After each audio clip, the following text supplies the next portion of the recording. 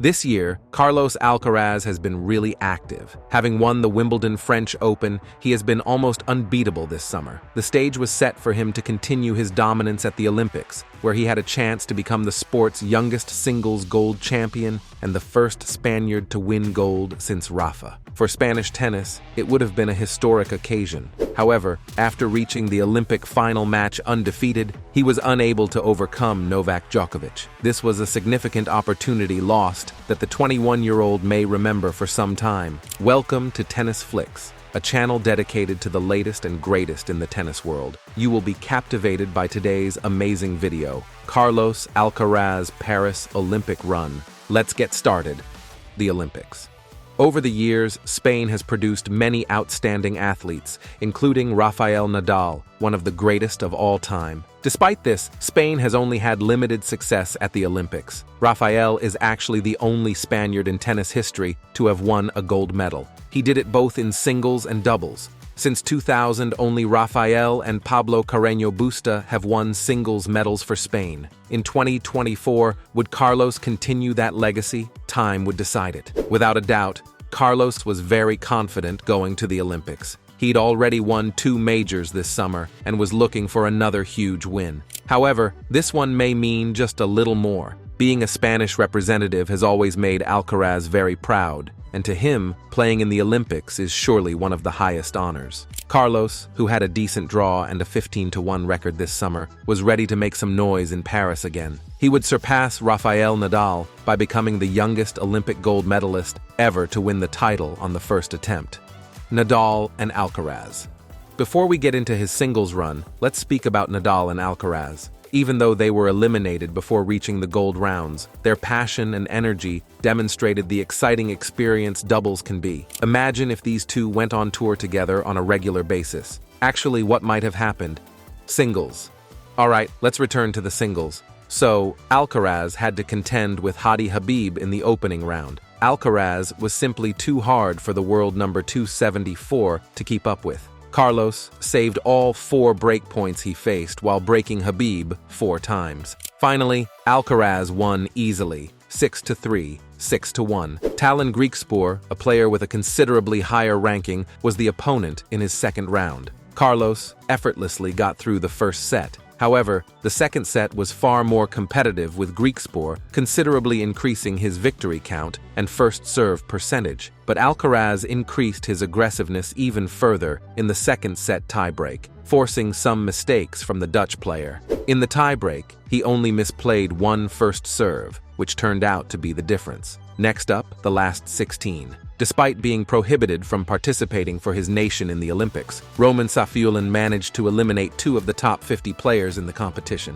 He had only won 1 tour-level clay court match this season, so this run is even more shocking. Although Safiullin had a 1-0 head-to-head lead over Alcaraz going into the match, this was the moment that his remarkable payings came to an end. Carlos played another excellent match, with a +10 winners to unforced errors ratio. Safiullin, on the other hand, struggled, finishing with a -9 ratio. However, Tommy Paul, Alcaraz's quarterfinal opponent, has never been one to be taken lightly. Paul is among the few men who can actually match Carlitos's level of physicality in every match. Less than 24 hours prior, Alcaraz had suffered a difficult doubles defeat, so a slow start wouldn't have been all that shocking. Whatever the case, Carlos Alcaraz had advanced to the medal rounds in his first Olympics, but he was far from done. The only thing standing between Alcaraz and the gold medal match was Felix Auger-Aliassime. The Canadian played a lot of tennis during the competition, making long runs in both singles and mixed doubles. He therefore participated in both a doubles match and a singles quarterfinal match on the same day. He didn't finish until late into the night as a result, and yes, it showed. The Canadian's 28 errors were not going to help him finish the job. Felix was dominated by Carlos, who took advantage of his weakness to win 6-1, 6-1. The gold medal was now just 1 win away. Finals.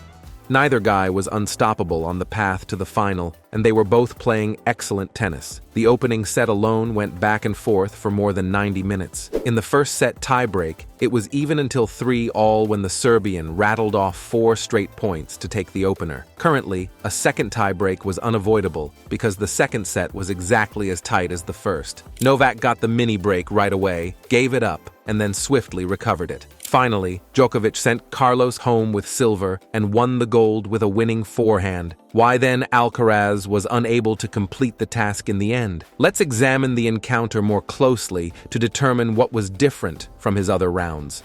Why Alcaraz was unable to complete the task in the end?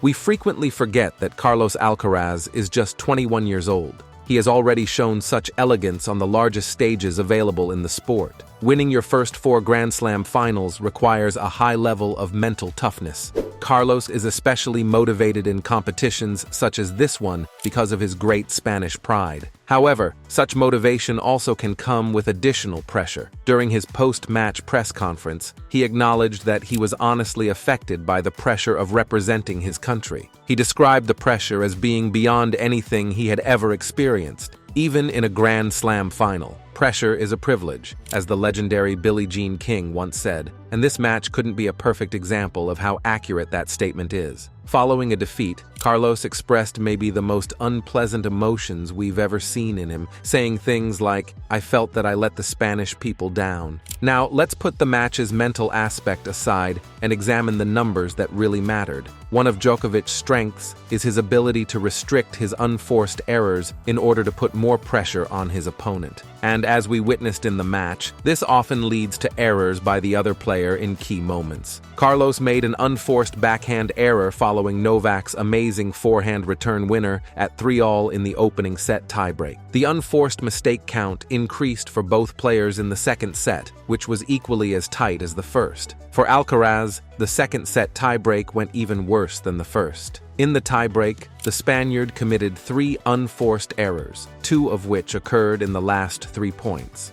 Carlos committed 28 unforced errors throughout the match, compared to Novak's 18. Novak successfully pulled forehand errors from Alcaraz, with 17 of his unforced errors coming on the forehand side. Over his last 5 matches in the tournament, Alcaraz committed an average of almost 17 unintentional mistakes. He had lots of opportunities, but he was impatient and often rushed himself. Naturally, Novak was going to use the opportunity, and in the end, he used Carlos's mistakes to win. However, both athletes played in a very aggressive manner during the gold medal match. In 2 sets, they hit 66 winners in total. Alcaraz had the upper hand in this zone, having 41 winners himself. While clay isn't typically the ideal surface for approaching the net, using it as a strategy can still be effective. In this match, Alcaraz had 19 attempts to reach the net and won 14 of those possessions. For him, this was somewhat extraordinary, although the win percentage for those initial serves was again quite comparable.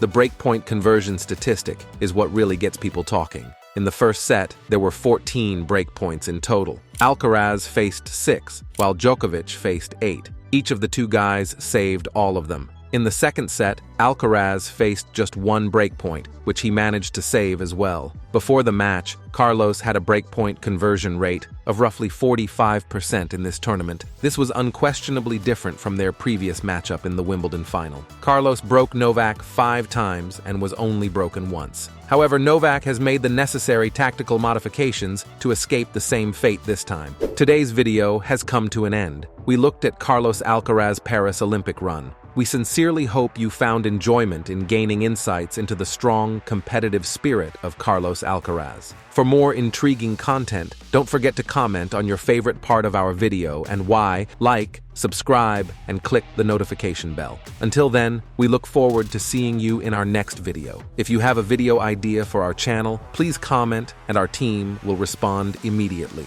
Game, set, match.